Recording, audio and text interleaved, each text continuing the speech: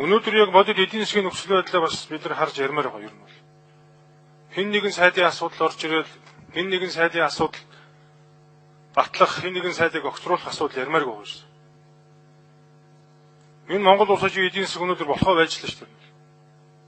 Яг тэр газар дээр нь очиод тэр баян шүү, сонг найрхан дүүрээр очиод газар дээр нь тэр ард иргэдийн амьдралыг харалт. Талхай грамл зардаг, элсэн чихрээ грамл зардаг ийм амьдрал гэж юмнууд энэ чинь 21 дугаар зуунд бид амьдарч шүү дээ. Дэлхийн 2 дугаар дайнд Гитлерийн бүсэлд орсон Орос улс 1000 гаруй хоног өсөглөнтөө хүнд хэцүү байхад талхай грамл зарж исэн гэж хүүхэд байхад хичээл заадаг байсан. Кинон дээр шүтлэж гардаг байсан. Тэгээ эдийн засгийн сайдын асуудал болохоор огцруулалт болохоор бухтаа зүхтаагаад болтох өвчтөө. Тэгээ дээрээс нь банкны хорон дээр болохоор асуудалд одоо асуудал тавихлаар хоорондоо өгсөд хувилдаад алхаад огшоод алгуулчихдаг. Гарангаад байгаа тийм болсон шүү дээ эдийн засгийн банкны хорон дээр. Энэ нэг заваа юм одоо болооч ээ. Хариуцлага тооцоод оруулж ирээд энэ эдийн засаг тухайн үед долларын ханшиг 1384-гээл тэнгэр дээр байхгүй үн гаргаж ирээд эдийн засгийг ёстой галзуу хөгжүүлнэ, Монгол улсыг авраад өгнө гэдсэн. Одоо энэ долларын валютын ханшиг харал та. Өнөөдөр 1832 шүү дээ. Тэгээд дээрэс нь энэ төрийн бүтэц зохион байгуулалтыг харал та. Нийслэл Улаанбаатар хот ихэд төр захиргааны зардал нь 100% нэмэгдсэн.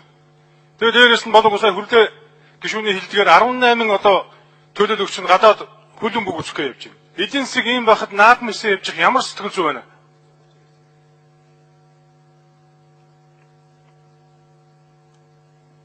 Тэгээд нэг сайд оруулна, сайд одоо огцруулна гэхээр бүгдээрээ орж ирэл. Тэгээд энэ өнөөдөр хэлцэх асуудлынхаа дарааллыг өөрчлөөл, галын аюулгүй байдлын тухай, гэр бүлийн хүч хэрэглэлтэй нөхцөл тухай асуудлыг 1-2 дээр байсан шууд засгийн газрын гишүүнийг томилох тухай асуудлыг оруулаад ирж байна. Ийм байж болох юм уу?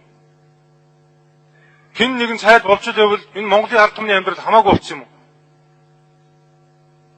Эсвэл хэсэг бүлэг хүмүүс хоорондоо өгсөн хувилдаад нэгээ оруулж ирж ивэл энэ ард түмний амьдрал хамаагүй болчихсон юм уу? Одоо бодит тааж.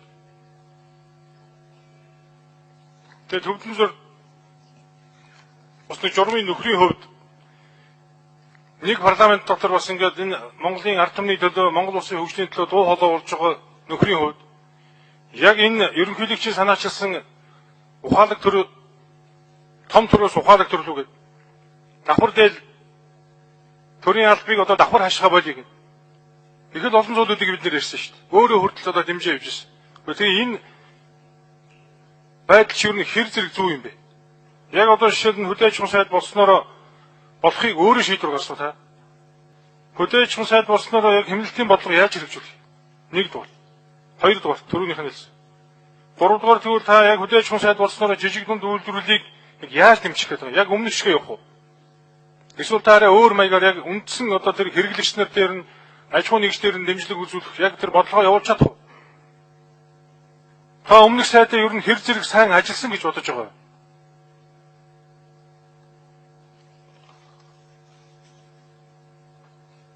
Таны мэдэл төрийн эмчийн хороо авчих.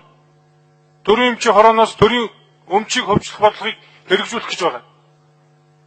32 төрийн өмчөд аж ахуй нэгжийн жагсаалт гарсан гэж би сонссон. Төрийн өмчөд. Та төрийн өмчийг шударгаар олон нийтийн өмнө ил тодор хувьчлах ажлыг зохион байгуулж явуулж чадах уу?